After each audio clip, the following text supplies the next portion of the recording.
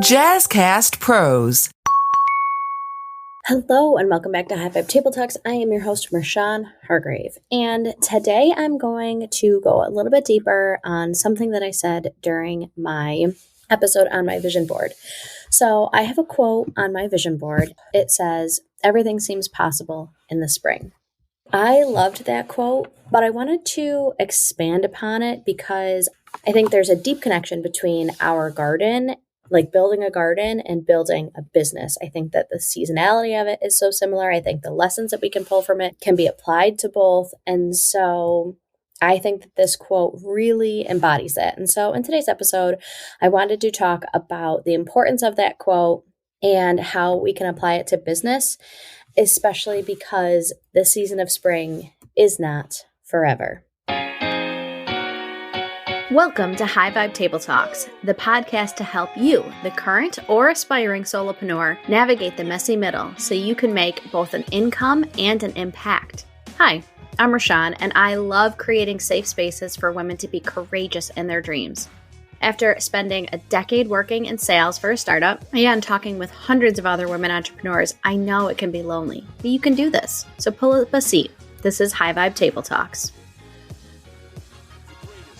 And so if you think about your emotions during spring, the days are longer. There is more light. There are things that are popping out of the ground. If you have perennials, the ones that come back year after year, you're like, oh, look at that. And like, there's just color where there has been like brown and gray. There is life where there has been a hibernation. And it just brings this like really palpable change in energy.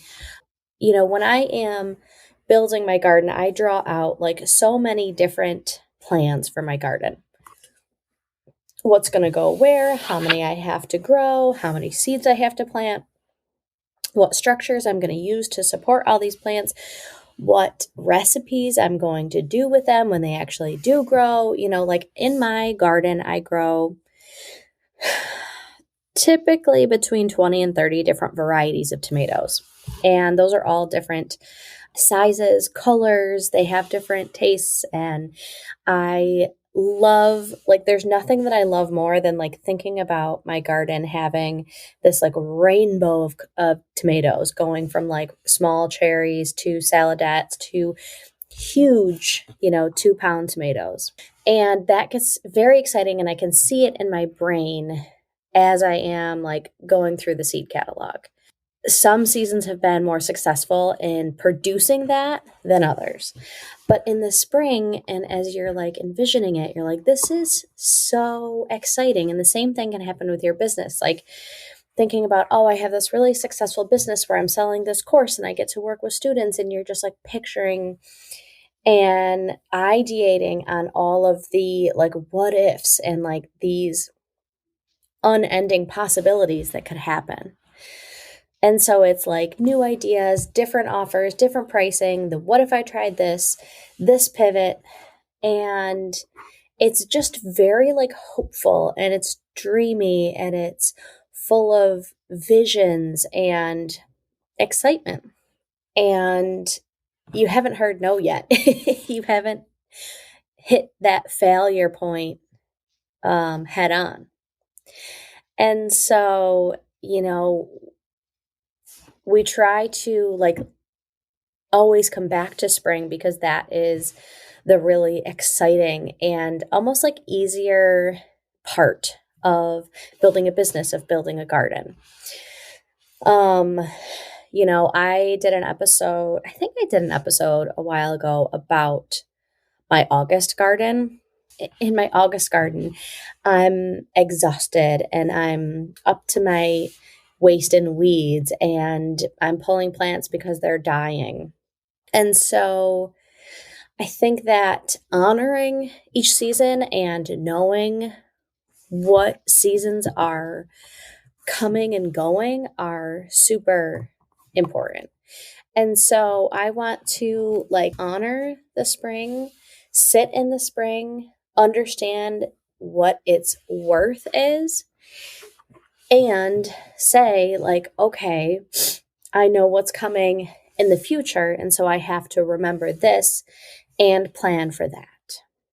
And so one of the really important parts, like every spring, I'm like, I want to double my garden. And then I remember my August garden, and I'm like, I need to like have my garden, you know? And so in the spring, when you have this like idealistic routine and idea, and you haven't faced failure, and your energy seems like I could do all that stuff, I want you to remember to be intentional about what you're planting. And so if we are really focusing on the through line between gardening and building a business, what seeds are you planting today? And so, you know, let's say I plant 20 different varieties of tomatoes. Think about like an August tomato plant and how tall it is and how wide it is and how much water it needs and how much sun it needs and how much weeding each plant takes. And like when it's just a little seed, it's can feel like I'll be able to do all that, but then you get an actual tomato plant and you're picking tomatoes off of it every single day. Do you have the bandwidth to use the fruit of your labor every single day? Do you have the capacity to can so that you can use that throughout the winter? Do you have the capacity, like, can you give it away? What are you going to do with that, the fruit of your harvest, the literal fruit of your harvest? And same thing like with your business. Let's say you're planting all these seeds of like, I want to have a podcast and I'm going to be on Instagram and I'm going to be on Substack and I'm going to be on YouTube and like, do you have the bandwidth to pour into each of those plants? Because it can seem like, okay, in Instagram, you have to post once a day and you have to be in your stories, but like think about the editing and think about the content creation and think about the coming up with the ideas to put out there and editing it in Canva and replying to the comments. Like there's a lot more that goes into it than just, I'm going to have a podcast. And so being super intentional about what seeds you're planting and how many you are planting. And I don't say this to try to say like, don't do the thing. Again, I'm saying this to remind you to be intentional, and also as like I want to be a little bit of a is a flashlight the right metaphor? I don't know, but a little peek into, like I said, the August garden, because the August gardener, like I said, is waist deep in weeds, dealing with Japanese beetles all over my eggplant and pepper plants every year. My tomato plants that have blight.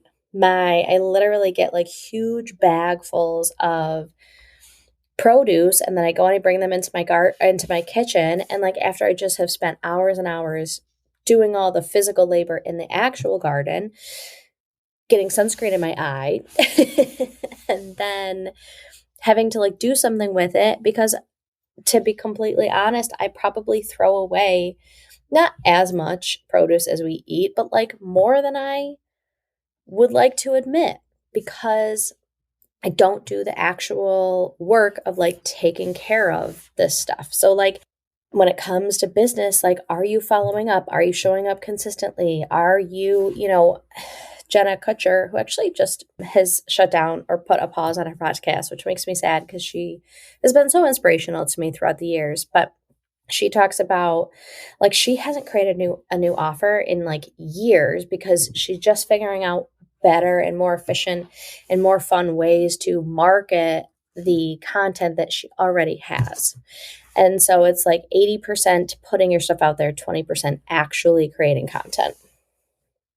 And so are you actually like marketing and nurturing and watering and talking about all the things that you have put so much time and energy into? it's not as pretty, it's not as shiny, it's not as dreamy, it's not as like elegant as the spring. Like everybody loves a good vision board. Everybody loves to put on their vision board like, I'm going to exercise, I'm going to sleep, I'm going to make this kind of money. And then February, March, April, that's where the hard work comes in. That's where you can talk yourself out of it real quick. But that's where success and failure truly, truly happen. And so that's where a lot of people quit. You know, a lot of people, oh, I would love to have my own produce. Oh, I would love to be able to cook farm to table. Oh, I would love to have my own business. Oh, I would love to work for myself. And so it's not that people haven't tried and succeeded. It's that once it got hard, that's where it felt like, well, maybe this isn't for me. And people don't really see all of the hard work that goes behind a successful business, a successful company, a successful entrepreneur, a successful garden, a successful meal. And so I think a lot of my work in this space is like, it does get hard. There are bumps in the road, and that is okay. Like I said, I have had to throw away because it spoiled more produce than I like to admit. Like I have had many, many things fail. I have struggled to make ends meet with this business. And I want to shine a light on all of those things because when someone else is going through it, it's like, oh, this isn't me. This is part of the process. Like I follow this one gardening YouTube channel, and when she shows like having to pull plants because they got sick or because she didn't water them enough or whatever X, Y, and Z reason is, it's like that's part of the process. Like the brick road to being successful is paved on failures, is paved on struggle, is paved on like sitting down in my garden and being like, oh, I don't want to be in here right now. And so, you know, a lot of times I think that we do tend to want to pivot because we want to go back to that ideating, that hope, that exciting, that dreamy part of the process, which is the spring. I would love to go back to like planting a seed and watering it and coming back to see if it sprouted every couple of days versus having to pull weeds for hours. But that's not the season that we're in. And I've done a lot of episodes around the power of the pivot, but we have to be honest with ourselves of like, is that a shiny object, which feels easier than the season I'm in right now, which feels really hard? And so does this take perseverance, or am I really meant to put this down right now? And so, you know, that kind of 80% marketing versus 20% creation requires commitment over excitement and dopamine and inspiration.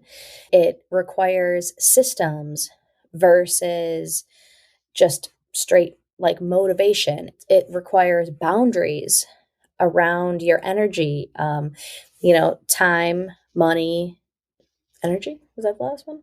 You know, all of your resources. It requires boundaries around those. The summer requires you letting go of what's not working, of what's not growing, of what is sick. And so I want to bring awareness to all of the seasons so that you can step back, because you can't change things unless you're aware of them. And so if you're aware of like, I'm in my March garden versus my August garden. And so I'm looking at this from the eyes of a March gardener versus an August gardener versus a November gardener, you know? And so being able to say, this is the season that I'm in, and this is why I'm feeling this. And here's what I can do to have grace for myself, to create empathy for myself, to create comfort for myself, to create a cozy space for myself, to create boundaries for myself. I'm doing all of this being 100% transparent of the season that I'm in, not just dropping everything and running away. and not rushing any of the seasons either. Saying like, I know I want to, like, I know that I want to do a lot of canning this summer. And so I'm planting the right amount of seeds for me to create enough produce so that I can can. Or, you know what? Canning season is just chaos. And so it's going to be hard to rein myself in, but August Garden Me is going to be so grateful that I did that. And so, I was kind of like brainstorming on this podcast episode, and I want to kind of add on to that part of the quote of everything seems possible in the spring. And I'm adding on to it, but the possibility only becomes reality if we stay for the summer. And so don't lose sight of that August garden and what you're going to get out of it in the hard parts of that spring to summer gardener. I hope this was helpful. I wanted to expand on that quote because I love it so much. It really resonated with me. And I want to see your August gardens. The good, the bad, the ugly, the messy middle, because that is what I live for. So until next time, remember that big dreams and small steps will transform your life.